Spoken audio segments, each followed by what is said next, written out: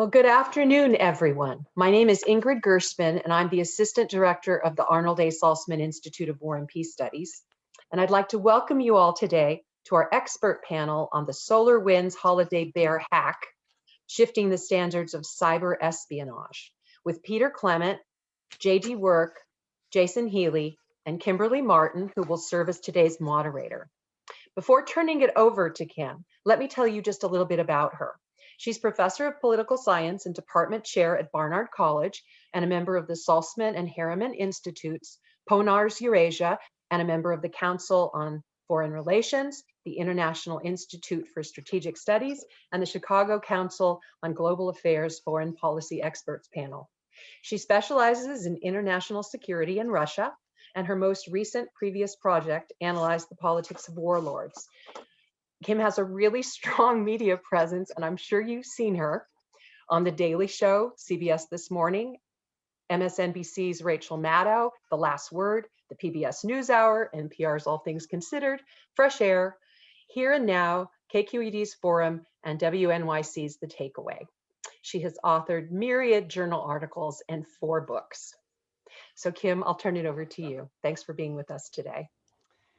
Ingrid, thank you for that very kind introduction. And I'm absolutely delighted to be here with this incredible panel of experts. And before we get started today, I just want to remind everybody that there's a possibility that the United States has actually already to the SolarWinds hack. But what we're going to get today is a great discussion of the background of who apparently did what, when, and why, and what the effects are, and what the meaning is for the future of cyber conflict and cyber affairs more generally in both the United States and at a global level.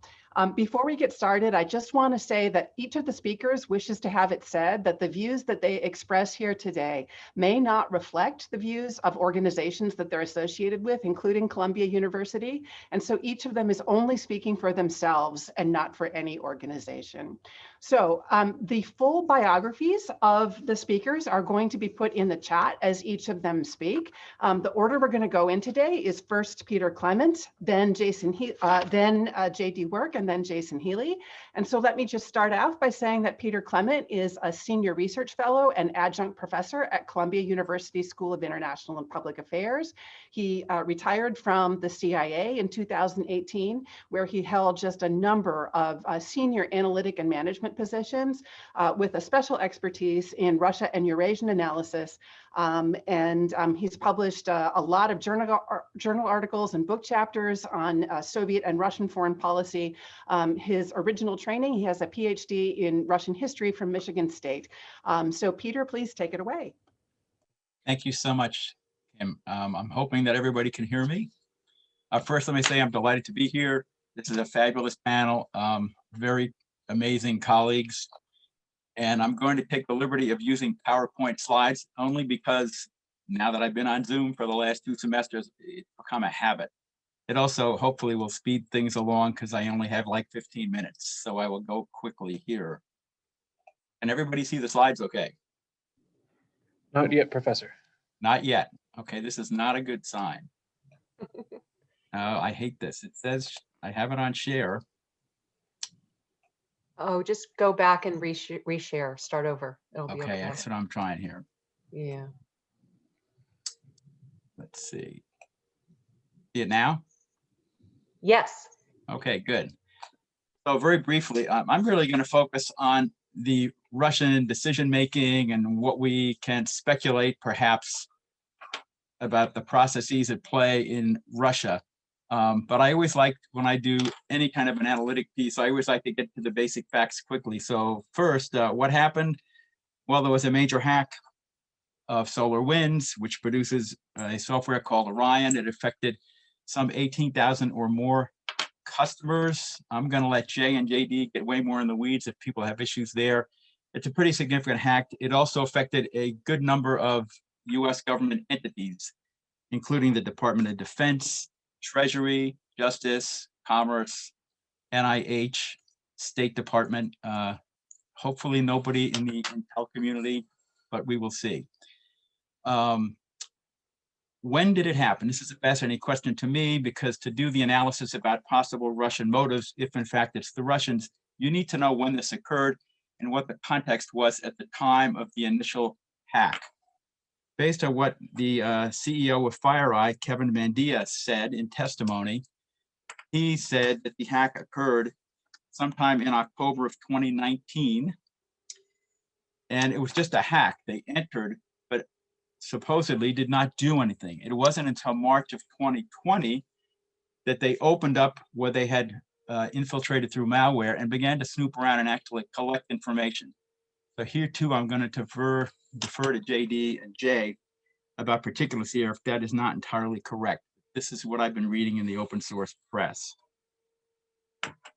So again, from the open source side, and for me, this is always the hard part. Well, who exactly was behind this hack and why did they do it? So again, citing some pretty authoritative statements from people who I believe should be in a position to know these things. There was a joint statement produced on January 5th of this year from CISA, FBI, NSA, ODNI, which said specifically the advanced persistent threat likely Russian in origin. Now, that doesn't sound to me like 100%, but it sure sounds like that's what they believe. And then I think to support that, you'd have to look at the testimony from Microsoft's president, Brad Smith, to CISA in late February, where he said, quote, as you see here, "We've seen substantial evidence pointing to the Russian Foreign Intelligence Agency." I'm assuming he means the SVR, "and we find no other evidence that leads us anywhere else." So if that's the basic point for me to start on, assuming those points are correct, I thought I'd spend a little bit of time trying to tease out or parse, if you will, what might be going on in the decision-making within Russia. So when I first read all these various materials, my first question literally was, why was it the SVR? Why not the GRU? And why the GRU? Well, the GRU has been documented in a number of places, including the Mueller report, also the Intelligence Committee assessment of January 2017. The GRU was the main entity involved in hacks before the US presidential election in 2016. So you might ask, if they have the lead on these things, why would they not be the ones involved in this hack? Again, what I'm discovering the more I think about this is I actually have more questions than answers. But I don't know that that's so unusual when you get to difficult questions involving decision-making and motives. The other thing that struck me in reading all this material that's now out there, especially the testimony from senior CEOs and presidents of major IT companies, Microsoft's president, Brad Smith, said his investigators estimated 1,000 highly skilled engineers had to be involved in developing the complex code that was perpetrating this hack inside SolarWinds. So my reaction upon reading that was, well, gee whiz, isn't that a significant resource cost or a level of effort? Would a bureaucracy in any kind of a government say, yes, you can go spend all your resources on such an operation, basically? But then when I thought some more about it, I thought, well, gee, as I've been reading about what the Internet Research Agency did in the 2016 US election interference, multiple sources in Russian media have reported that there were upwards of 800 to 900 people employed. Now, just a reminder, the IRA, research agency, technically does not report to the SVR or the GRU. They were a private company run by a gentleman named Prigozhin. Kimberly knows a whole lot about Mr. Prigozhin. This may come up in Q&A. But basically, on the surface, this appeared to be a private initiative, someone who had a lot of money and a lot of resources. We can have a discussion about whether Prigozhin was doing this at Kremlin direction or not. Hard to say for sure, but I can make a strong argument why that might be the case. When we get into motives, if it was in fact the SVR, why would they do this? Well, they are an intelligence service. That's what services do. They gather intelligence, they steal it, they buy it, they gain access to things. And so if you're thinking about this particular hack of SolarWinds, which by all accounts was huge, you could see a number of motives possibly at play. And again, they go directly to the issue of what intel services do. Sure, you want to get information that provides some insight into the thinking or planning of an adversary. If you're in the human business and you want to get good sources, one way to do that is to gather compromise on people. You use the compromise to recruit assets or to use them. You don't actually recruit them, but you say you need to do certain things for us. So you become an agent of influence. So it could be an influence operation. Another possibility, you're gathering a lot of useful information. And if there's such a massive amount, you may have to take some time to sift through it. And you may realize, gee, this is fascinating because it shows bitter infighting within an organization, for example, which we might be able to use at a certain time to advance our interests or to influence some kind of an activity. Again, here, if you think a really good example, in October of 2016, just weeks before the presidential election, WikiLeaks leaked some pretty damaging information about infighting that involved Hillary Clinton and Bernie Sanders' groups within the DNC, which many people saw as pretty damaging. So the timing here was quite important.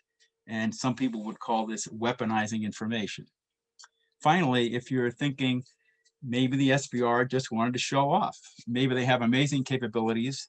Since everybody's been talking about the GRU more recently, this is a way for them to show, hey, we have amazing capabilities ourselves and can do important things to advance Russian interests. So in getting to the other big question, would the SBR have done this on their own initiative? That's possible. It's a pretty big expenditure of resources. But on the other hand, since we know very little about the size of the SBR budget or the number of people who may be involved working there, this has got to be very, very speculative. It's possible they could have done this on their own. In a US bureaucracy, somebody doing that kind of a big program with that many resources, they would in fact be informing somebody above them, hey, we've got this big op going and it's going to cost a little money.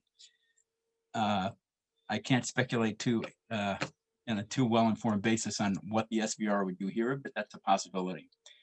Another possibility is the SBR did this in response to very, very general guidance from the Kremlin saying, hey, go out and do some things. We give you a lot of latitude. We're basically so under assault by the West and the US in terms of sanctions and so on. Go at it. Do things that are helpful to us that we can use in dealing with the West. This is the next point here. And again, this idea, if you think about the time frame, this is why I stressed the point about when the hack originally occurred. If you're thinking that was in fact October 2018, what was going on then? Well, the sanctions continued to be piled on the Russians, not only because of the annexation of Crimea, but also March of 2018 was the time of the Skripal poisoning becoming known, and then much Western publicity in the media and so on about that poisoning, leading to additional sanctions. So there was a lot going on there. Another possibility here to give serious thought to is maybe there's a deterrence angle to this, possibly undertaking a hack of this magnitude involving so many people. Perhaps what they're doing here is they absolutely want to show that they can do certain things as a means of deterrence, that if you really want to mess with the Russians, this is something we can do in response. So maybe this is a way of trying to deter future actions. One last point, and I'll stop. Another thing that occurred to me was something else that happened in 2018, and it happened in the summer of 2018. So the timing here is interesting. This would have been just a few months before this hack into SolarWinds. And this was a point where the US, and particularly the White House, announced publicly that we were undertaking actions in response to reports which were documented of a Russian hack into the US energy infrastructure. And as a result of that, once it became clear what had happened, the US was now giving a fair amount of latitude to Cyber Command to undertake actions as appropriate. So Congress passed a bill that summer, which also said these authorities could be approved by the Secretary of Defense. You didn't even have to go to the White House. So in a way, it's getting to this point in one of my other bullets here. You're giving general latitude without necessarily requiring top-level approval by the most senior person in your government. The purpose of all this, quote, was to deter, safeguard, or defend against attacks or malicious cyber activity against the US. Again, this was August of 2018, 2 months before this hack. Is there a link here between these two events? Hard to say, no evidence or reporting on this, but I think it's very useful in any exercise like this to put together a chronology so you can see the sequence of events and the context in which things are occurring. So let me stop there and over to you, JD. Thanks very much, Peter. I really appreciate that scope, particularly because I really do believe it's important to understand that these events need to be viewed on a longer time horizon than just another incident taking us away from our families at Christmas and now dragging on into the spring. The community naming for this intrusion became Holiday Bear simply because of the reaction time, but that's unfortunately framed us a bit on this in that time period, which is not exactly accurate to what the adversary was thinking. We must understand this as an iterated strategic competition. On one level, we see this as an intelligence contest, seeking positional access to degrade the gradient of secrecy in ways that provide decision advantage to the Kremlin. On another, this is preparation for a contest of arms, either in short, sharp exchange or in cumulative accretion of advantage, intending to accomplish victory objectives in ways that may eventually mean no shots, and perhaps no further packets may need be fired in anger. This competition does not have a static correlation of forces. Rather, it is a punctuated equilibrium, as incremental advantage is gained and contested by each side. Russian services gained their advantage through a series of what were initially small bets in political espionage in the late 2000s and early 2010s, compromising an increasing number of targets that were power adjacent in the Beltway, think tanks, lobbyists, political staffers, and the like. They pivoted through these targets to find the Baroque communication structure shaped by party organizations and by government officials who were attempting to avoid modern Freedom of Information Act consequences. On each of these successes, the adversary doubled down, leading to this stunning realization of the extent of the compromises by the spring of 2016, as we understood major political parties were profoundly compromised.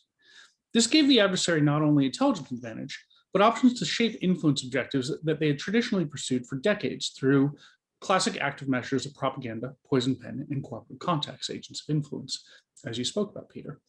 Instead of merely using stolen espionage tape through the traditional mechanisms of statecraft, the very public leak operations changed the game. In doing so, they also crossed over what the US had considered a red line, but that the other side did not see in the same way. Russian intelligence officers had written for years about the potential use of multipliers, or useful idiots, such as WikiLeaks and Anonymous, as part of their doctrinal concepts of information confrontation. Yet official Washington was unfortunately still surprised in what I view as a serious warning failure for cyber intelligence as a discipline. And as the grand dame of warning, the late Cynthia Grabo taught us, warning is a process that must be communicated and must be heard by the decision maker. In part, however, the surprise of Russian success in targeting political parties in 2016 was made known because of two concurrent Western incremental advantages.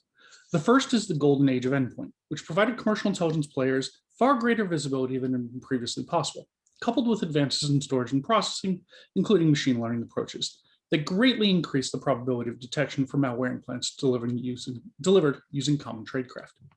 The second was the increasing willingness of Western intelligence services, both state and private sector, to employ counter-cyber operations to both obtain early warning of adversary intrusion and to impose cost and friction on the adversary through burning their tooling and infrastructure. This most famously impacted the Russian Foreign Intelligence SVR intrusion set known as APT-29, Cozy Bear, Iron Hemlock, as reported in open source media, when the Dutch intelligence services compromised their operations and conclusively burnt capabilities used across multiple generations of campaigns. But in the physics of cyberspace, every action has a reaction. Governments have increasingly come to rely on industry intelligence to detect and to track new innovations and fresh campaigns by hostile state services. Industry was clearly losing visibility on APT-29 in the years that followed, particularly after 2018. The adversary was known to retool on approximately an annual basis, but finding and attributing new campaigns remains a non-trivial task. The adversary made this task harder by shifting here towards enablement operations in the Holiday Bear campaign, focused on compromising supply chain targets. awkwardly, in December of 2019, I called out a divergent analysis point on Twitter that asked a hard question about possible APT-29 supply chain targeting that would impact the California startup life cycle. Of course, Austin is now very much the new Silicon Valley. And it's a bit awkward to look back and realize that this was never pursued beyond mere Twitter. The tyranny of current intelligence, the start of the pandemic, took all of this off of our radars. As we now know, at the time I wrote this question, a Russian intelligence service had access to the SolarWinds network for several months, and it concluded its initial reconnaissance development and concluded testing. This involved tailoring specific implants to the development environment of the victim to reduce probability of detection. And unfortunately, the majority of the manner in which software updates are delivered meant that endpoint detection of those updates was very difficult for most targeted entities. Live operational deployment of these payloads was mere months away in early February of 2020 and March of 2020. These adversary actions would not be detected until the summer, when intrusions were seen at a think tank that had been repeatedly targeted by earlier APT-29 operations in the past. But because this was handled as instant response, key intelligence was not widely known throughout the industry. In turn, government does not seem to have appropriately focused on this threat, especially as in many of the compromised agencies, key adversary action appears to have taken place in the cloud, which further reduced the visibility of the US intelligence community. As a result, the adversary was able to achieve further success.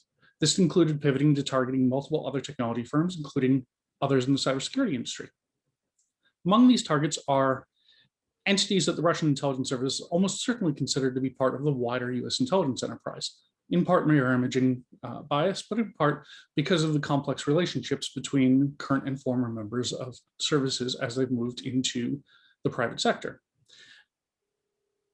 Many of these targets were also useful in extending further enablement against new victims. In part, the potential utility of those victims was defeated by good defensive responses. In the case of the compromise of FireEye, the firm's decision to immediately release signatures to detect its stolen red team offensive tooling likely prevented another shadow brokers type leak operation.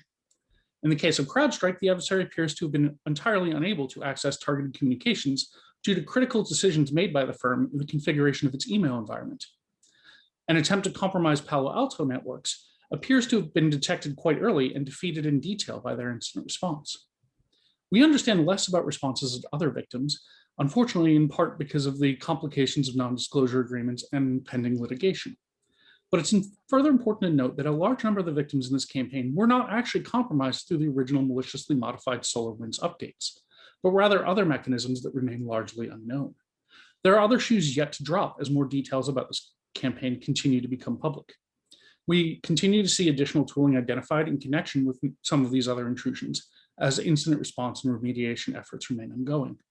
The scope of adversary action on objectives where these implants were observed will no doubt also be further enlightening. The surprise of this adversary success, both in its scope and method, has led many to speak now of a new red line, where they aspire to norms protecting software update mechanisms from manipulation. Our friend and colleague Marten has spoken about similar attempts to draw lines around intrusions even in mere espionage. Unfortunately, to date, such normative aspirations appear to remain entirely illusory. The doctrine of persistent engagement seeks to establish better boundaries through tacit bargaining, which is seen to play out in interactions on the network. It is possible that what we see here then is exactly those elbows being thrown and reinforced potentially through new sanctions and other responses. But we must also remember that this is not the first Russian operation involving supply chain compromise approaches. The adversary has previously been very successful in inserting malware into software update mechanisms across critical infrastructure targets, and was well aware of the challenges faced by the West in coordinating responses across multiple sectors in multiple countries. To date, I personally remain convinced that some of these earlier footholds have been fully evicted. These cases, of course, are further problematic in that they have been leveraged in some instances for delivery of destructive and destructive effects, as well as in likely operational preparation of the environment, which could later trigger such effects in times of crisis. These intrusion sets have been linked variously to the GRU and the FSB. I previously spoke on the counterfactual of 2014, in which an attempt to evict one such intrusion set from US and European critical infrastructure could have turned out very differently had the Western governments chosen to further intervene in the Ukraine conflict. And this scenario no doubt remains foremost in mind. It is in this concern we see the seriousness of US policy responses. Immediate debate focused not only on the aspects of the case that were mere espionage, but rather the strategic peril such access represented as a matter of adversary potential. Much has been made in the industry and elsewhere of the media's reported attribution to SVR, previously described as a component in the estimate of espionage intent, and the fact that no prior destructive intrusions have been attributed to the service. This certainly does not, however, mean that such con-ops were off limits, nor that useful access might not be handed off between services in pursuit of joint and federated requirements. From this position, it becomes easier to understand reported US government actions, including signaling of prospective retaliatory action in cyberspace described by the New York Times. Unfortunately, the media coverage of these statements has been muddled, perhaps by the journalist game of telephone, and perhaps by a still somewhat incoherent national policy. I view that coverage as very unfortunate, as rather than serving a useful signaling measure, it reduces probability of quiet success for any prospective actions to regain the initiative or to change adversary calculus. But I believe Jay is going to speak further about what might have happened under even slightly different circumstances here, and what lessons we might draw from this in the future. Thank you, JD. And I didn't get a chance to talk about who JD is, but he is the Bren Chair for Cyber Conflict and Security at the Marine Corps University. He also has an affiliation with CIPA and the Saltzman Institute, and he has over 2 decades experience working in cyber intelligence and operations roles for the private sector and US government. So now let's turn it over to Jay. Jason Healy is the Senior Research Scholar at Columbia University CIPA in Cyber Conflict and Cyber Risk. He was also the founding director of the Cyber Statecraft Initiative of the Atlantic Council, and he directed the cyber infrastructure protection at the White House from 2003 to 2005. He was the editor of the first History of Conflict in Cyberspace, A Fierce Domain, Cyber Conflict from 1986 to 2012, and a co-author of Cybersecurity the Cybersecurity Policy Guidebook, in addition to many other achievements. So Jay.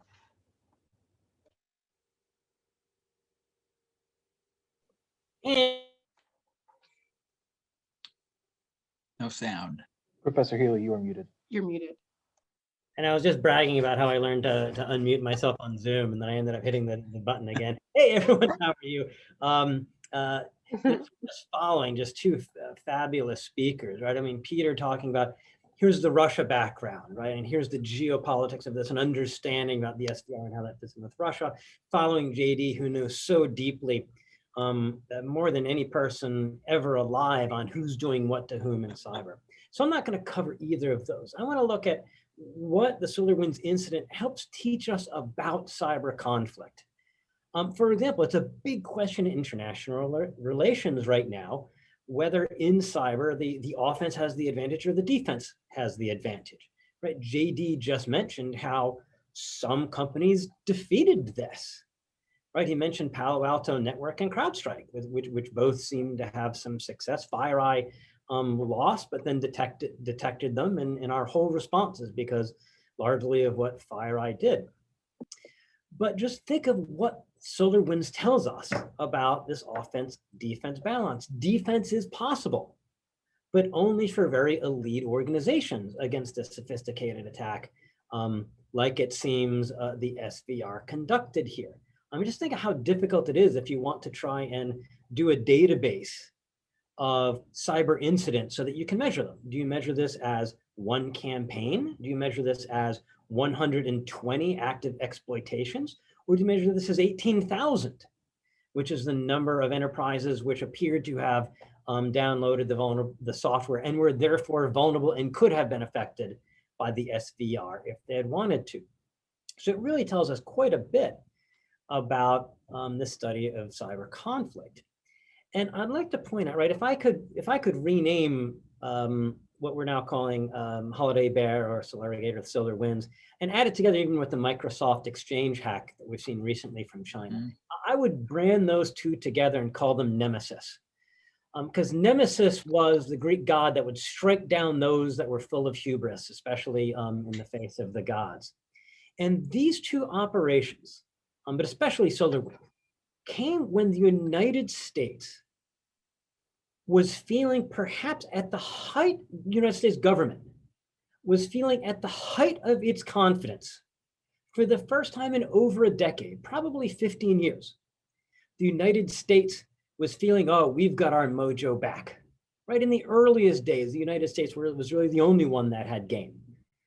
Back in the Novus days, nobody but us could do these things. And the US was feeling, boy, that's probably going to stay that way for a while. And boy, did we get surprised, especially in the 20th, in the noughts, and especially by the mid 2010s.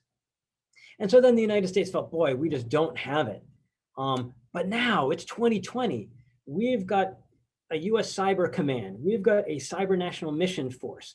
We've got appropriate budget, right? I mean, DoD was getting upgrades of $1 billion a year to their budget. We got this new strategy of persistent engagement. We have this new operational agency called CISA, the Cybersecurity and Infrastructure Security Agency. They're getting new budget and authorities. There was a palpable sense of confidence starting to radiate from Washington, D.C. I would say, especially from the military. We've got it. We've got the budget, we've got the organization, we've got the strategy, persistent engagement. All we have to do is execute this and we're going. And then boom, right in the middle of this, we find out that for the last 9 months at least, we've been owned. So for the rest of my time, I'd like to look at the counterfactual. As Peter had pointed out, this was espionage. I don't think we have any doubt, or certainly no evidence, that SVR ever imagined this for much other than espionage. A lot of our colleagues, if you're seeing the conversation happen on Twitter and Lawfare and other places, stress, quit calling this an attack, quit calling this an act of war. This was espionage, this was only espionage. And I like that point, especially I associate that point with Dmitry Alperovich. And I think he's absolutely correct to hit that point. But within international relations, and I think in the broader information security community, I think there's been a focus of saying, let's only talk about this as espionage, when the counterfactual is so important to help us understand cyber conflict overall. If there had been actually, let me put it the counterfactual this way. Imagine that FireEye had not been able to catch this for another 6 months or a year. You have a new Biden administration coming in that wants to make a point. There's a new sheriff in town and all of that. And that we're going to stand up to Putin in a way that the previous administration didn't, or previous administrations didn't. And they decide to pick a fight. That Biden administration would have gone in to that geopolitical crisis, maybe even sparking a geopolitical crisis, completely underestimating the strength of Putin's hand. In the Russian terms, underestimating the correlation of forces. Thinking that the United States held significant strengths and not knowing that in fact 120 important hard targets had been compromised and were in fact being held at risk. Now it's true, the software, the malware that was in the SolarWinds did not have much functionality, if any, for large-scale disruptive attacks. But it would have been relatively, I was going to say trivial, but I don't want JD's eyebrows to rise, and sometimes he does that when I make sweeping technical statements. But we have seen many adversaries that once they have access, it's relatively easy to add new functionality at relative ease. They might have even been able to add that disruptive functionality, not just to the 120 or so they were actively exploited, but to all 18,000 that had swallowed the Trojan software. Even with the malware that was there, had the ability to reboot the computer.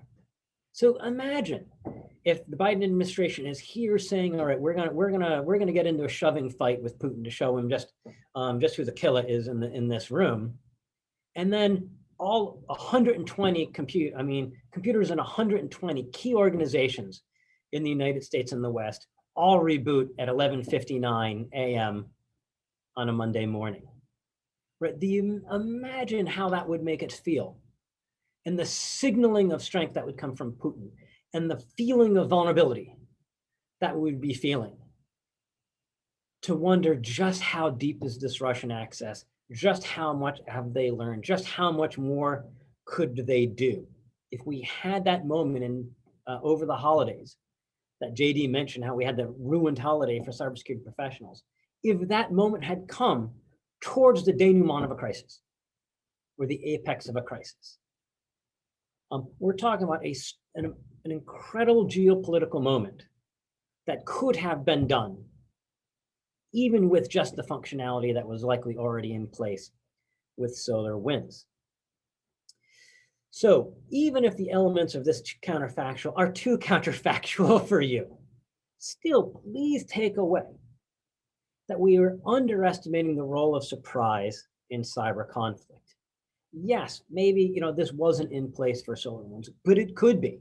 It could be right now that the United States is completely underestimating the role of forces with China or Iran, maybe with North Korea or with Russia for some campaign that we don't know, or that we've done it to them. And that Russia or China or Iran or North Korea might be about to overplay their hand and get a comeuppance because of US access, or India and Pakistan, or Russia and Ukraine. So let's really think, yes, this was just espionage, most likely, but please let's not dismiss it, as I've seen so often, and say, therefore it's just espionage. Spy's gonna spy, don't hate the player, hate the game, and not look at what this can tell us about exactly how dangerous this can be and exactly how this can change geopolitics and the nature of crises. When one country that's feeling powerful, is feeling at the top of the game, it's feeling like we're back to our power, can in fact be incredibly vulnerable with major hard targets held at risk. Thank you. Thank you, Jay. So before we turn it open to questions from the audience, I have some questions I just like to throw out to our speakers. And I'll direct them to particular speakers, but if those speakers don't want to answer them and want to answer something else instead, that's fine. So I'll just go in order. Peter, because you know a lot about history, my question for you is that, Jay has told us that what happened here was really a combination of espionage and potential sabotage. Can you think of historical elements of spycraft that would have served a similar role, even if they didn't have the reach of cyber? Sometimes we hear that what cyber has done is just speed up and make much broader the effects of a spycraft because things happen so quickly and at such a broad level. Was there anything, even if it wasn't quick and anything broad, that you can think of that would have served that dual function in earlier times of spycraft of both espionage and potential sabotage? Then for JD, you talked about the drawing of red lines and how you thought that the drawing of red lines was something interesting to think about. What do you think is now a good time for the US and Russia to sit down together in some form of negotiations and work out red lines that they are not going to be willing to cross again? In other words, can we take what is this very conflictual situation and potentially turn it into something cooperative that sets some kind of a global regime going forwards for what is appropriate and not appropriate in the realm of cyber affairs? And then finally for Jay, I know that you've said many times in the past in conversations with me that you don't like the idea of taking terminology that's been used in the Cold War and the nuclear confrontation and trying to apply it to cyber realms. But we had Peter say that perhaps one of the motives that was at play here in the SolarWinds hack was actually deterrence. And you talked about, espionage and sabotage. Do you think that deterrence, that the idea of just saying, look what we can do, don't mess with us because we have the ability to mess with you a lot worse. Is it possible that deterrence was a motive here and that therefore it might have something in common with mutual assured destruction, even though I know you don't like thinking about it that way? So I'll just turn it over to the panel for a few minutes again before we open it up to questions.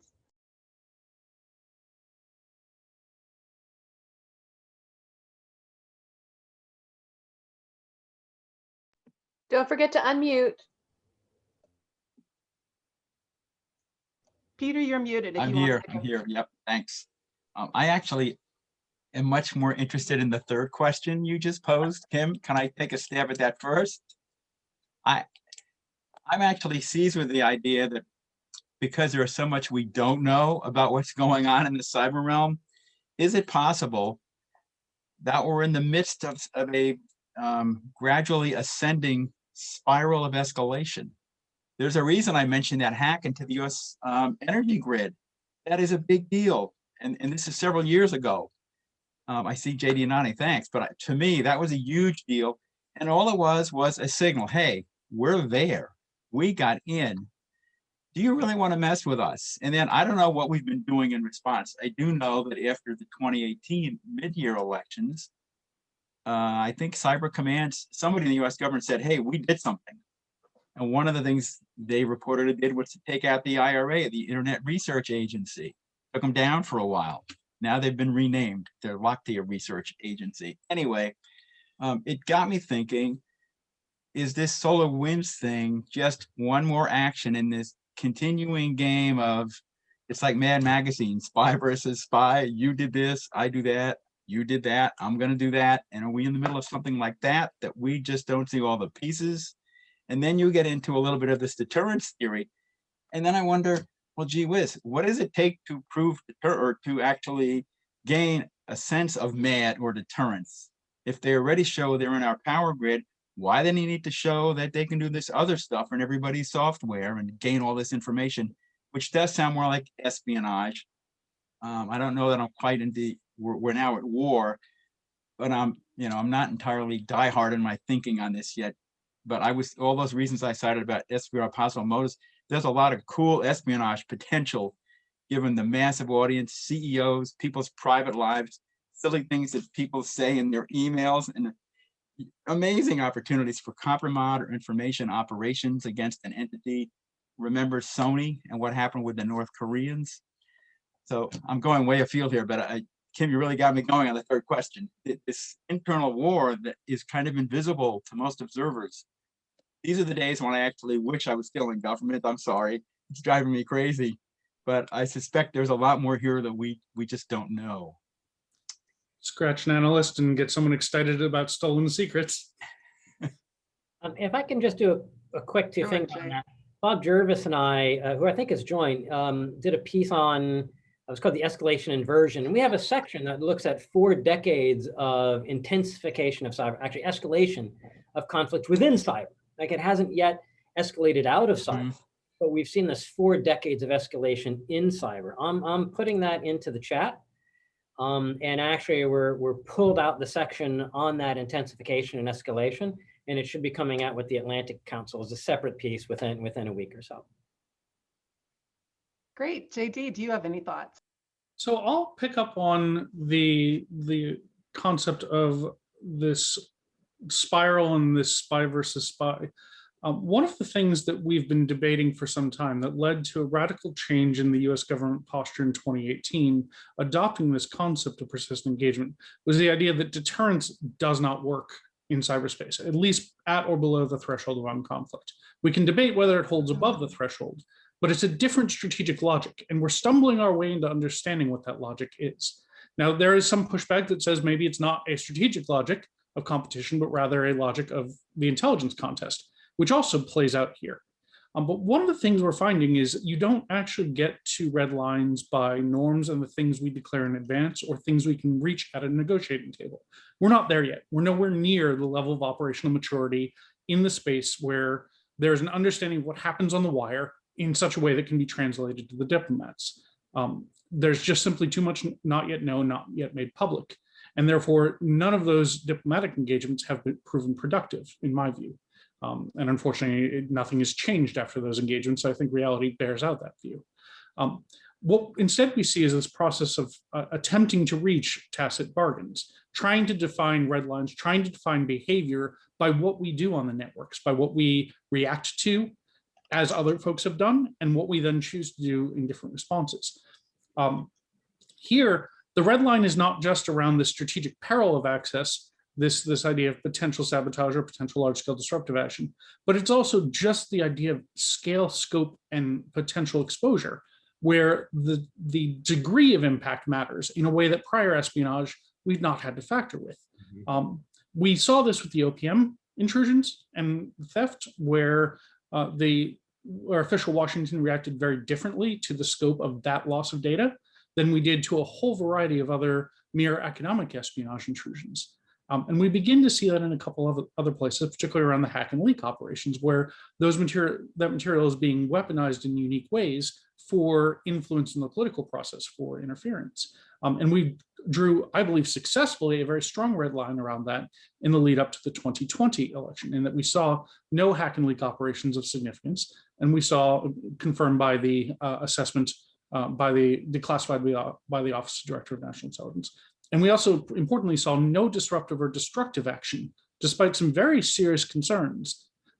One of those sets of concerns was around both what the prior intrusions that Peter referred to against our energy critical infrastructure, attributed commonly to Berserk Bear, Dragonfly, or an intrusion set known as Isotope, as tracked by industry.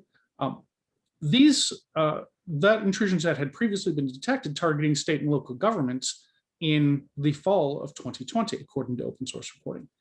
And that initial targeting was very much of concern, potentially in terms of what it could have been leveraged for in a disruptive scenario around the elections, in addition to all of the other unknowns of continued access to energy critical infrastructure sector by that intrusion set. I will highlight a very remarkable piece of back-channel intelligence diplomacy that happened, however, in October of 2020, where then National Security Advisor O'Brien met with Patrushev in Geneva and extracted a concession from Patrushev that Russia would not interfere in our elections. Now, interference can be very broadly defined, and we can still argue about how each side interpreted that statement, but disruptive or destructive action seems to certainly be in everyone's definition of that interference. So it gives us a very interesting question around how we interpret their decision to pull back and why they did not use the scope of access that they would have been afforded from something like the Holiday Bear campaign had they chosen to pursue a disruptive campaign. Great, thank you. And before we turn to the audience, Jay, did you want to say anything more? You sort of entered with a two-finger earlier. Do you have a separate thing that you'd like to talk about? Yeah, that was quick. I mean, I'm more in the context of being cautious about how we take the Cold War lingo. And I think, for example, the international relations scholars that do best say, let me try and understand what cyber conflict is like. And then let me see what I've taken from Schelling, Kahn, Betts, Jervis, and others, and let me see how I can apply this. Versus those that say, I've got all of these tools from international relations. Let me see how these methodologies help me understand this. Because then they're just taking the tools that they have to try and apply with, I think, very mixed results. For example, there's a lot in the international relations discussion about how cyber is difficult for coercion or for signaling. And that may just tell us, and that I think is true, right? Cyber has not been particularly effective for coercion, but that might be because states really aren't trying to coerce each other in significant ways since the end of the Cold War, right? We've had a big decrease in international armed conflicts. So should we be surprised that cyber hasn't been used to cause effects that you would normally see in an international armed conflict? Maybe that has less to do or nothing to do with the nature of cyber conflict and everything to do with where we are in this geopolitical moment. And as that geopolitical moment changes, the way that states are going to be cyber is going to change with it. So it might be that cyber isn't useful for coercion, then just states aren't particularly trying to coerce. I mean, imagine if this SolarWinds, as I gave my counterfactual, were used to send a signal, were used to coerce. I think we would be coming up with very different conclusions about coercion, which means our findings aren't about cyber conflict, they're about the behavior of states themselves. And we really need to be careful. So when it comes to deterrence, like we know there's deterrence in cyber conflict, right? It's not even a question, right? On one hand, states aren't causing death and destruction, right? They're staying below that line. If we were talking about any other kind of military capability, deterrence would be part of that answer. We would be saying, well, we definitely have deterrence above that line. We don't have it below. Let's understand that. And in deterrence, some people make that distinction, like Michael Fisher-Keller and Richard Hartnett make that distinction. Too many say you can't deter in cyberspace without recognizing where it is, in fact, seeming to work. The other place we've seen deterrence work is, as my colleague Greg Rattray says, why do we think we're always going to be the one doing the deterring? In the 2016 election interference, we have two separate sources from the Obama White House that said we were deterred in our response. Ben Rhodes, who was President Obama's a senior advisor, said we took options off the table in the Situation Room because we were aware about an escalatory path where the Russians would do a hard attack against the elections. Director Clapper, the Director of National Intelligence, said we took options off of the table because we were worried about an escalatory path where the Russians would use their access that they had in the electrical grid to affect our electrical power grid. Now, when Professor Clement had invited Director Clapper to SEPA, he was actually sitting right back here in this chair. And I asked him, one, is that true? And two, do you see that as deterrence? And he said, yes, it definitely happened. And yes, I agree, we were deterred. So it was like, I don't want to hear it's theoretical, like it happened. We just have to be careful about how we're using these terms and how they apply. Great, thank you. So we have a really rich amount of information and analysis on the table. And now I'd like to open it up to the audience. And the way that we are going to proceed is that we'd like to ask you to just use the raise hand function if you have a question for any of the panelists. And when you do that, please do introduce yourself and let us know who you are. And please keep in mind that this is being recorded, so it is on the record. I know we have lots of expertise in the audience, and I'm really looking forward to hearing what members of the audience may have to ask our guests.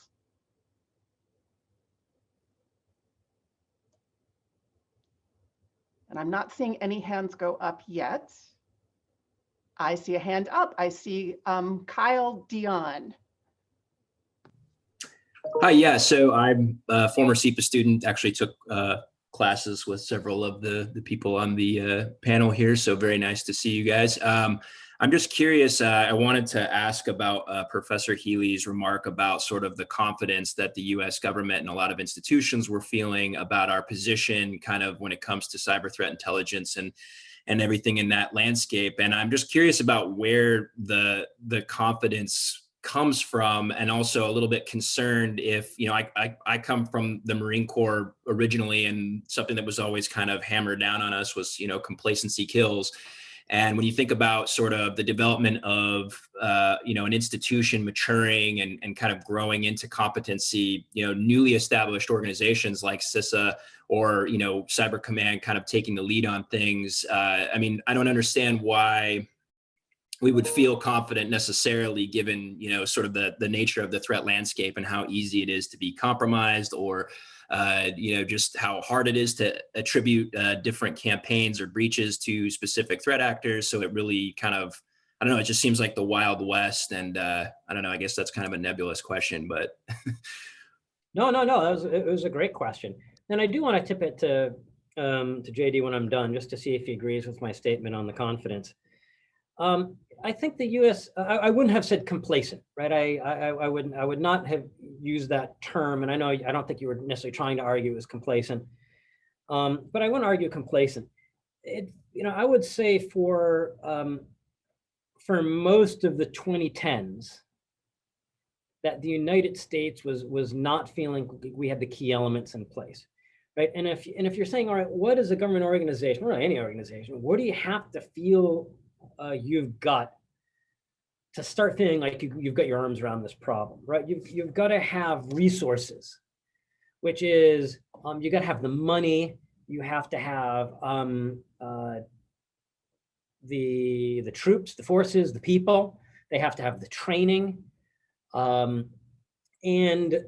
by 2020, the United States government, I think, was feeling like they'd finally started. They were on the other side, like they had gotten through the worst of it, and they now had the budgets that they needed. They now had the resources. They had a lot of that in place. For example, Cyber Command said we need 6,200 in our Cyber National Mission Force, and that gets to organization. And for a long time, the United States did not feel that we had the right things in place, right? We didn't have a cyber command, then we had to have a cyber command. Then we said, all right, well, the cyber command needs to be a unified command. It needs to be standing on its own. Okay, now it's standing on its own. It has to have an operational element. Well, we have that, the cyber mission force. It has to have a group of that's looking specifically at each adversary, the cyber national mission force. Yeah, we got that. 6,200 people in this. We have to have joint task forces or that are organized to be able to go and take these tasks and to succeed at them. And all of that organization in 2020 was largely in place. When then we said, all right, well, we needed the right concept. Oh, and also at CISA, right? We had to have an operational entity within the civilian side that was going to be able to take the action it needed. It needed new authorities. All of that happened over the course of 2020. And last, we needed the concept, right? So if one is budget and resources, two is organization, three, we've got to have the right concept to employ these resources, these organizations. And within the military, that was a persistent engagement with the military feeling like we got this, right? If you could compare it to, the US military when counterinsurgency doctrine first came out, like of saying, well, we're not saying we're definitely gonna win this, but now we feel like we've got the pieces in place so that now we can prevail. We've got everything we need. Let's just go execute. And of course, and that's why SolarWinds to me was, we were starting to run full speed, and here they come with, from behind a tree with a baseball bat. And that really knocked us on our butts. Like right when we were saying the pieces are in place, let's just go do it. And then to find out we were far weaker than we had suspected. The programs we put in place did not catch this. Like NSA had what they needed to detect this, and they didn't. Cyber Command had the authorities largely to go out and try and prevail against this operation before it succeeded, and it didn't succeed. It took FireEye to tell NSA and the rest of the federal government that this was happening. When that goes on, you have to say, ooh, maybe we didn't have our shit together quite as much as we thought. Oh, sorry, Kim. I don't know if I can say shit. I will pick up on that. I will say, I don't necessarily agree on the terms of the idea of strong confidence. I would say the introduction of persistent engagement was beginning to get into the game in a way that we simply had not been. The entire posture was previously was one of reactive, defensive restraint, and the idea that somehow through soft instruments of national power, we could influence these events to not occur. Post Sony, post OPM, post any of the other major headline incidents, and all the cumulative smaller impact that we were very concerned about. The success of actions or perceived success of actions by the Russia small group in changing outcomes around the midterm elections of 2018 were seen as getting us there and becoming a model in which we could build, particularly when we were looking at engagements with Iran and other states that were equally problematic in their own way beyond just Russia.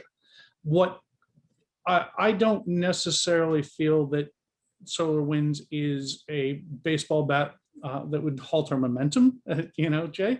I would simply say it is the absolute hard realization that the adversary gets a vote, that these are iterated, punctuated equilibriums, and that the adversary will resolve.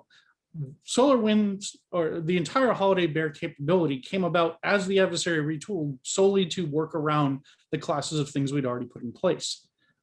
And far from confidence, I think for the past several years, there's a growing realization across the US government and certainly across the private sector talking to the US government that the entire cost basis and time for reposturing and retooling for the US government is much slower and much more cumbersome than that of the adversary. The adversary is able to compete on much faster cycles than we have. I assert we've actually lost our preeminent edge and will very likely do so throughout the terrible 20s. That makes us have to think about our campaigns, sequence our campaigns, and think about our fights very differently. And as we engage in counter cyber operations, it's from that posture realizing that it's not just one decisive action, but it's this sustained, dare I even say, persistent idea. And again, I'm really glad you called out Harknett and Fisher Keller. I'm sorry, I should have cited them directly earlier, but they influenced my thinking quite a bit here. Yeah, thanks. And I knew you're probably going to be a little more cautious on that point than I was, which is, I think, a good balance. And, you know, to the U.S. credit, we had elections going on at the same time and COVID. And so, right, I think we can be a bit forgiving that we didn't catch everything.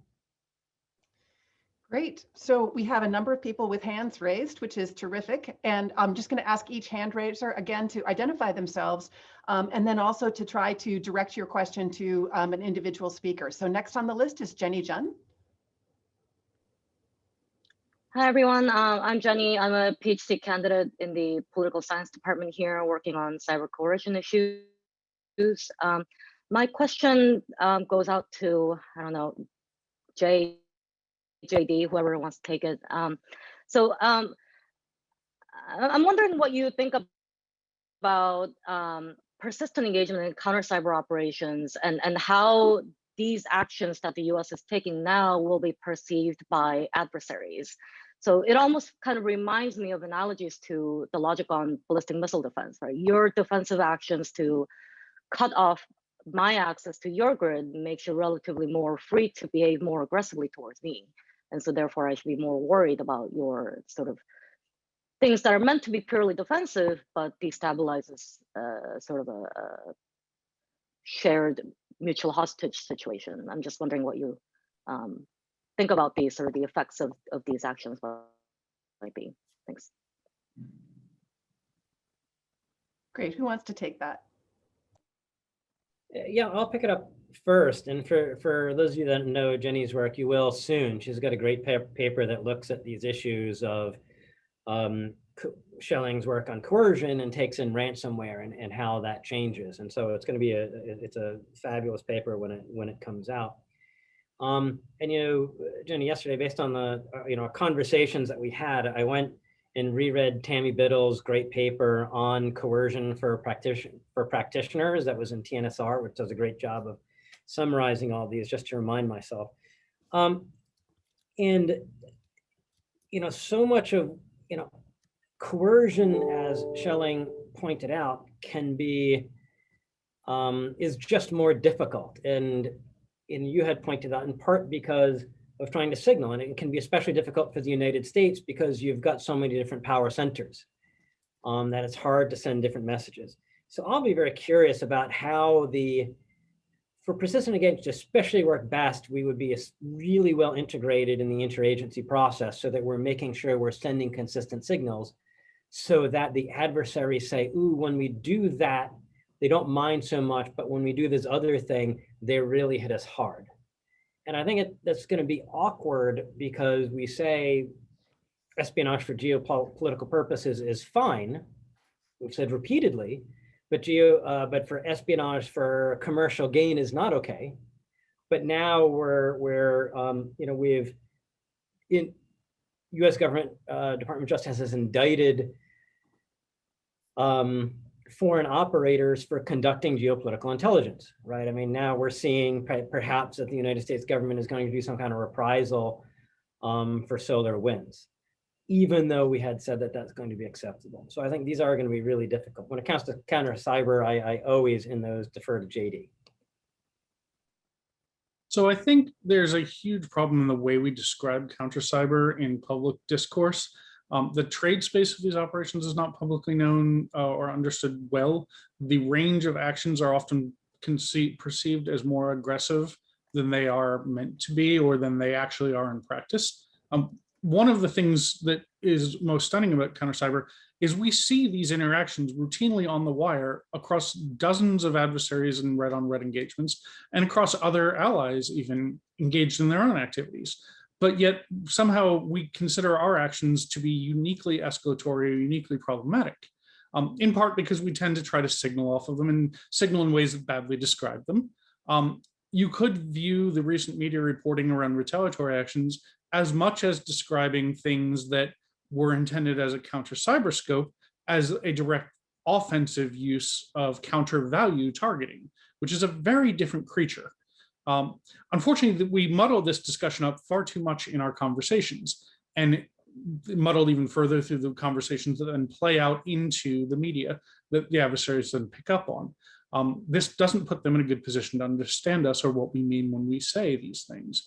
What makes it even more challenging is I don't actually think that the scope of adversary belief around this is predicated much on what we do, but so much on what they do not understand about this space. They are working in an incredibly primitive, incredibly simplistic set of structures and operational planning constructs. We've seen it time and time again in their doctrine. They just haven't put the thought into this in many ways. And their thought is so divergent from ours that bridging that gap has been challenging, particularly where they choose to mirror image.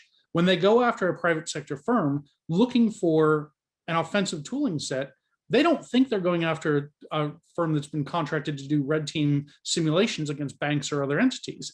They think they're finding some of our clandestine capabilities for offensive action.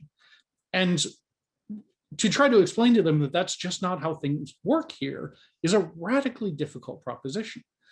So as we try to play out this game of how they perceive and how they react to our behaviors, we're in this difficult place. And I would also call out a lot of persistent engagement. I have been repeatedly reminded by my colleagues, Richard Hartnett, Michael Fisher-Keller, Emily Goldman, is not actually about the adversary's belief structure. It's about changing facts on the wire in ways that regain the initiative, to simply not be the passive participant or the passive recipient of adversary action, but to change the dynamic of action and to create uncertainty in what the adversary is actually able to accomplish, regardless of what they believe about what that is. And there's a very different calculus there.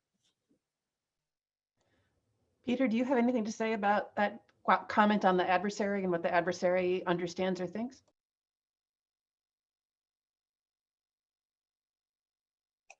No, I'm good. Next on the list is Cynthia Roberts. Thanks, Kim. Thank you all for doing this. A great, it's a great session. So I have one small technical question, maybe for JD, and then a larger part of that for anyone who may want to bite at it. So the small technical question is, you mentioned, you talked about how adversaries have functionality on their targets from what they're doing. And I wondered if they can add new functionality with relative ease. I mean, how hard is it, given what might have, given what might have been put into something, how hard is it to change it? Or does it depend that much on what was done in the first place? So that's the first sort of small technical question. And then looking at the escalatory question, here there are a lot of aspects of this, but one that I thought might be interesting to pursue with your group is this sense of the escalatory potential of even minor moves, right? If we think that a Pearl Harbor surprise attack is, less likely absent the political context behind it, the crises that run the risk, of major war. But we look at what most kinds of cyber attacks or intelligence efforts are about. They're more minor moves, but still they could have escalatory potential. I mean, the example that Jason gave of the hypothetical sort of rings bells now for how this is unfolding between Putin and Biden.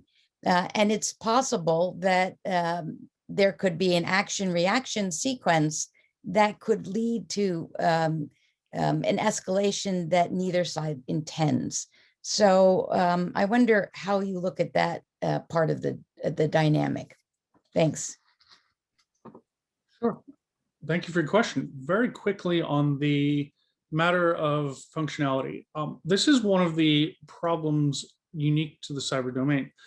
There is inherently a great deal of modularity in offensive capabilities. So things that are used solely for espionage, particularly in modern development frameworks, may be updated almost trivially by the adversary to include a destructive component. And I will say trivially, echoing Jay's earlier comment, because for simple wiping, that's actually baked into a lot of the malware as an ordinary function. As things that are more deliberate, harder to reverse, harder to recover from backup or to create operational technology effects, that is a slightly harder proposition.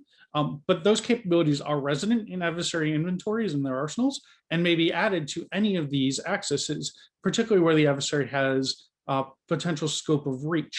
And this is that idea of the strategic peril that comes from these types of accesses. Our colleague Ben Buchanan has written extensively on this when he reinterprets the security dilemma through the lens of how these intrusions threaten how states perceive that threat. And in particular, in a series of the earlier Russian supply chain compromises, we saw compromises to update that delivered an initial loading payload, delivered initial access to operational technology networks, and we were constantly waiting for that additional sword, that additional destructive functionality to fall. And ultimately, we saw that in the compromise of a tax software provider that was used to deliver MEDOC, that was used to deliver the NotPetya or Nyetsia payload in the Ukraine and then propagating uncontrolled because of a failure of operational test and validation within the targeted network. Now, that was a GRU operation attributed by the US government, or as attributed by the US government. SVR has not done this, but once again, there's nothing in our experience that says they're prohibited from doing so, and it's certainly within the range of technical capabilities they've demonstrated in some cases. And if I can just do a two-finger on that and then maybe roll into the other one. The person that said this maybe best out of any of us was General Hayden. So he was the director of NSA and the commander of one of the first dedicated offensive organization, joint JFCCNW, and then went on, of course, to be the director of CIA. When he said attack is a lesser included form of espionage. He would, when he would talk about it, he would say, boy, when he was on the Korean Peninsula, it was relatively easy to see what was going on the other side of the DMZ, right? He had all sorts of sensors, from binoculars up to U-2 aircraft and signals intelligence and satellites and defectors to know what was happening on the other side of the DMZ. For him to try and take any of that terrain was far more difficult for him than for him to understand it. And he said, that's flipped in cyber, right? Once you're in a target and you're collecting intelligence on what it is, then it is much easier to then disrupt it or to have these disruptive effects. So it flips that normal relationship that you normally have with territory. On escalation, I'll be curious on Peter's thoughts on this escalation, how this intelligence escalation might pop out. The piece that I posted earlier, the escalation inversion, I agree. I like that JD said we need to be cautious about how this can escalate, and it's the other side that should be kind of worried how it escalates. What Bob and I did was we had 4 different conditions, because all too often the question from our other international relations scholars is cyber conflict escalatory? And so what Professor Jervis and I did was flip that around and say, under what conditions is it escalatory? And so we looked at, it tends not to be escalatory when there's not a crisis or when both sides agree that we don't want things to get out of hand. And then Professor Jervis and I looked at other situations where that might not be true. And to Giannis's question, I think we had posted it earlier, but maybe James can repost it. Thanks very much. Peter? Kim, could I follow on, since Jay set me up for this a little? I think it's a very interesting issue if you look historically at 2 ways in which you can have an unintended escalation. So the first is everybody at the senior levels knows what's going on, but we're at a heightened period of tension, and that we need to be a little more careful and cautious. But somebody at a much lower level who's just doing their job makes a mistake. And I'm thinking here that the Cuban Missile Crisis is just full of examples, but you all are aware of the fact there was a US reconnaissance aircraft that overflew in the Russian Far East right at the height of the crisis. Very, very bad mistake. His directional indicators were not working on the plane. And it could have been seen as a signal to dramatically escalate things. Same thing with the U-2 shoot down by the Soviet anti-aircraft guys on the ground in Cuba. As we know now, that was not ordered by Khrushchev. It was totally unilateral initiative on the ground because they couldn't get an answer from Moscow. But the other one that occurred to me is sometimes you have longstanding operations that are underway and everybody knows them, but time passes and nobody goes back and re-examines what's going on. And the way I would frame this is every time there's a change in administration, one of the first things the agency does with the new team, usually during the transition, they get briefed on every single covert action program because they need to know, hey, these are things that are already in play or underway or about to be operationalized, or they're far along in the planning. You need to know because now they're your problem. You may not agree with them. But if they're already in play, you absolutely need to know. And I worry sometimes with the passage of time, people forget, and I don't know, in cyber, there may be so many things going on. I hope there's somebody managing a big database about all the different things that we seem to be doing or contemplating, and that the people who need to know actually do know what's going on in there. Great. Well, we have 3 questions and only 9 minutes left. So what I'm going to ask the question askers to do is to ask their questions in quick order and then have the speakers choose which ones they want to answer. So on the chat, we have from Columbia GS student with a business background, Maximiliana Valderrasa Espinoza asks whether this has implications, what you've been talking about today, has implications for ordinary people and ordinary businesses that might find themselves subject to ransomware attacks or other forms of attack. Are we talking about 2 different things here, or are these things somehow connected in your minds? And then what I have for people asking questions on the raise hand list is Dezo Weiner and then Sebastian Cuyano. I apologize if I'm mispronouncing those names.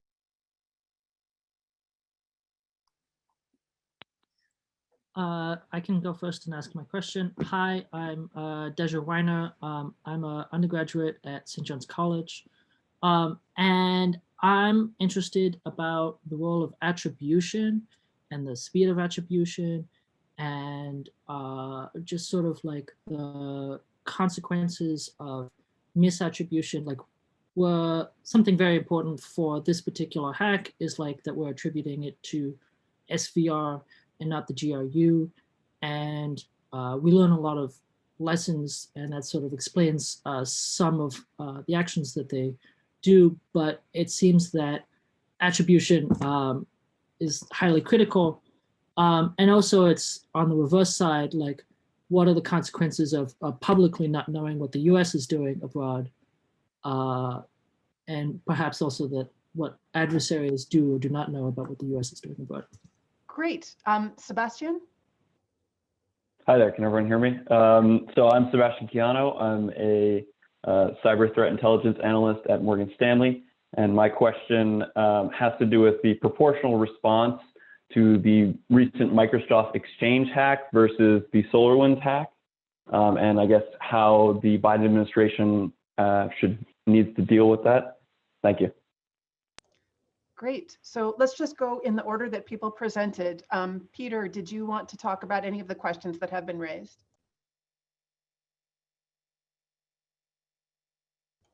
Peter, you're muted. I'm here, yeah. Jay knows. I've had lots of questions about attribution. We've had great discussions about this. I'm always a little paranoid about people jumping to conclusions or being completely wrong. But over time, I've become more and more persuaded that there are technical ways and that there are capabilities where you can get a pretty good fix on this. But I'm going to defer that one to Jay and JD. Great. JD, did you want to go next? Sure. Regarding attribution error is always a concern. I still think there's a large asterisk around APT 29 succession and SVR. The only statement that's been made around that has come from back channel, off the record discussions in the media with US government officials. I also don't like in general, I don't necessarily think that that's wrong. I just think that there's a more complex story that needs to be told about how these capabilities are generated, how they're employed, and how the decision-making and requirement structure for these are serviced. And this is where I really don't like drawing lines to single agencies under the assumption that there's a unique agency style, culture, or behavior that is determinative for some of these cases. Yes, I mean, we can describe GRU as more thuggish. We can describe FSB as more blunt. We can just, there are things we've seen over time in different operational cycles, but a lot of that is individual officers, individual teams, individual leadership that changes over time. And we also see a joint and federated requirements. We see things coming down from, say, the Russian general staff that are being serviced by FSB and GRU. We see things coming down that are foreign intelligence requirements across the Kremlin that every one of the services is trying to get a piece on. So I think that there's a much more complex picture here. And I'll also answer the idea that, yes, there's a great concern that these intrusions have hit a series of private sector businesses, which should have been afforded the protection of the state in which they operate, both here in the United States and globally throughout the world, particularly in Europe.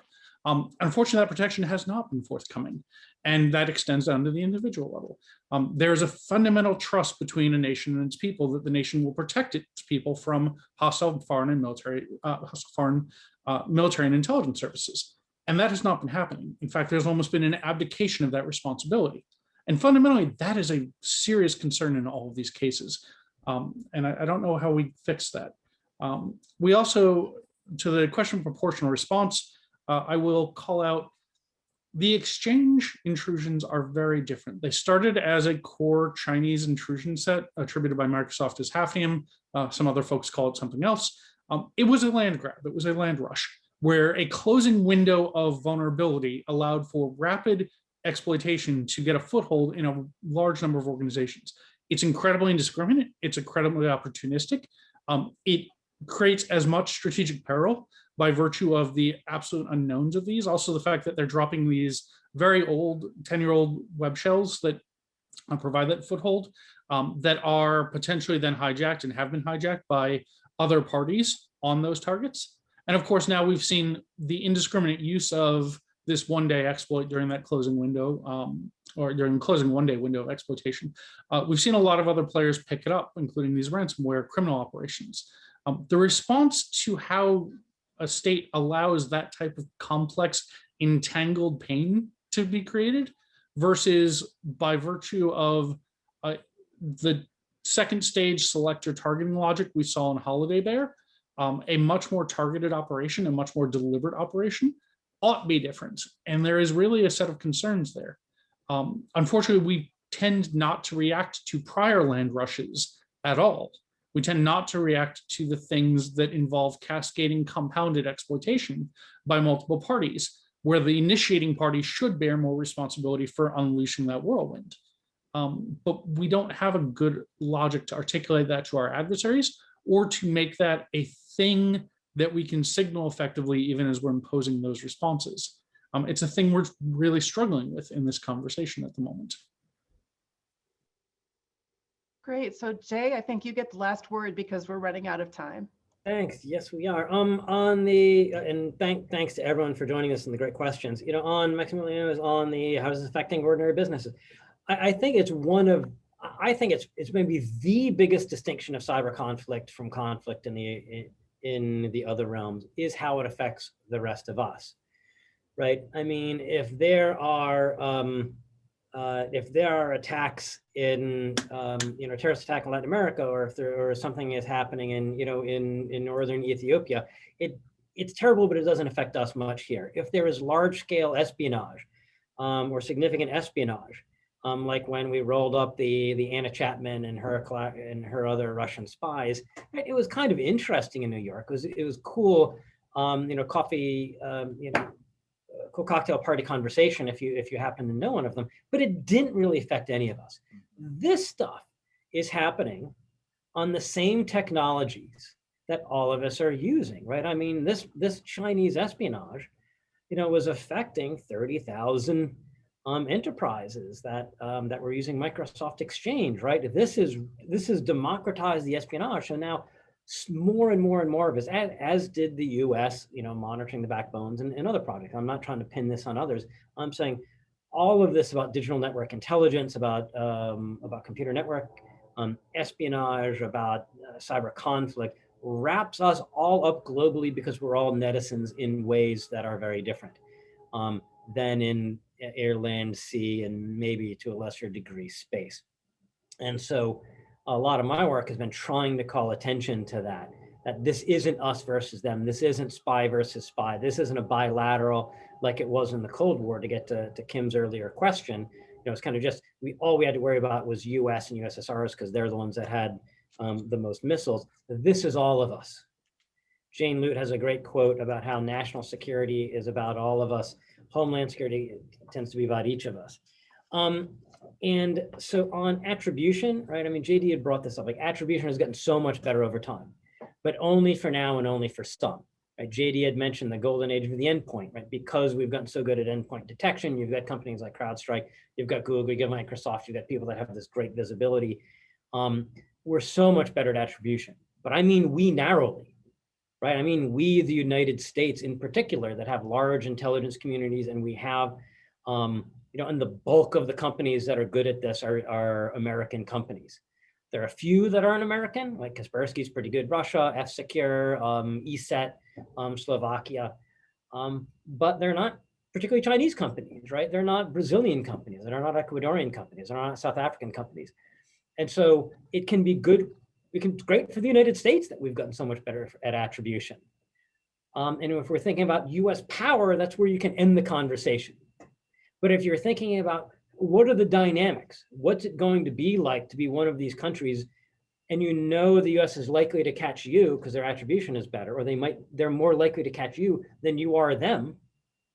Well, what does that mean for this dynamics of back and forth about what each side's, about what the perception is for each side, about the signaling, about the desires? On the question about what the US is doing, right? We tend to classify the outgoing punches that we throw, but scream about the ones we're taking. Actually, Bob Jervis and I have a piece that should be on Monday from the Modern Warfare Institute that looks at that. And then on the proportional on the exchange, I agree with JD's points. I don't know if JD, what you thought about it. We probably don't have time. I thought the piece that Dmitry Alperovich co-authored on lawfare. Dmitry is normally very hard, especially on the Russians. And that he came down and said what the Russians did was relatively targeted and controlled, and we shouldn't feel too upset about because it was just espionage, versus what the Chinese did, which was pillaging. That mattered a lot to me just because of the voice that Dmitry normally takes, and he roots it in the technical analysis much more strongly than most of us. Thanks, Kim. Great, thank you. Well, thank you all for joining us, and thank you to our three wonderful speakers. If we were in person, I would ask you to join me in thanking them, but maybe we can thank them virtually for their time, and thank you for your great questions. And I hope we see all of you again. Take care, everyone. Thanks so much, everyone.